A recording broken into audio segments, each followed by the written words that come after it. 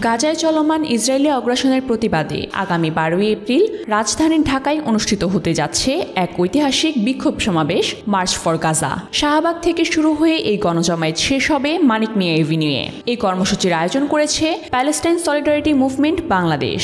আয়োজকরা জানাচ্ছে এটি হবে বাংলাদেশে ফিলিস্তিনিদের জন্য আয়োজিত সবচেয়ে বড় গণজমায়েত, যেখানে উপস্থিত থাকবেন আলিম স্কলার থেকে শুরু করে দেশের বিভিন্ন শ্রেণী পেশা ও ধর্মবর্ণের মানুষ।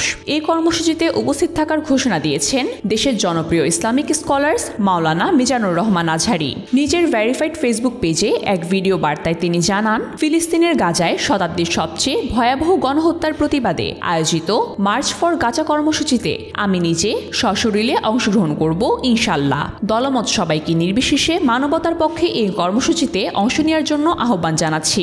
এছাড়া এই কর্মসূচিতে আরও অংশগ্রহণ করবেন শায়খ আহমদুল্লাহ, বাংলাদেশ খেলাফত মজলিসের আমির মাওলানা মোহাম্মদ মামুনুল হক, আমার দেশ পত্রিকার সম্পাদক মাহমুদুর রহমান, জাতীয় ওলামা মাশায়েখ আইয়েম্মা পরিষদের সাধারণ সম্পাদক মুফতি রেজাল করিম আবরার এবং জুলাই গণঅভ্যুত্থানের নেতৃবৃন্দ হাসনাত আবদুল্লাহ ও সাদিক কাইম।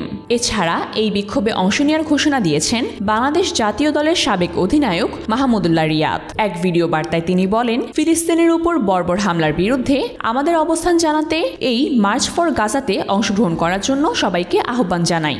এই কর্মসূচিকে কেন্দ্র করে ইতিমধ্যে দেশ জুড়ে বিভিন্ন ইসলামী সংগঠন, ছাত্র সংগঠন ও সাধারণ মানুষের মধ্যে ব্যাপক সাড়া দেখা যাচ্ছে। আয়োজকরা আশা করছেন লাখো মানুষের অংশগ্রহণে ঢাকার রাজপথ হবে ফিলিস্তিনের জন্য সংহতির এক বিরল উদাহরণ। উল্লেখ্য, এর আগে সোমবার দেশের বিভিন্ন স্থানে নো ওয়ার্ক নো স্কুল কর্মসূচির মাধ্যমে গাজায় চলমান হত্যাযজ্ঞের প্রতিবাদ জানানো হয়। এ সময় সবার কণ্ঠে শোনা যায়, গাজা তুমি একা নও, আমরা তোমার পাশে আছি সহ আরও নানান স্লোগান।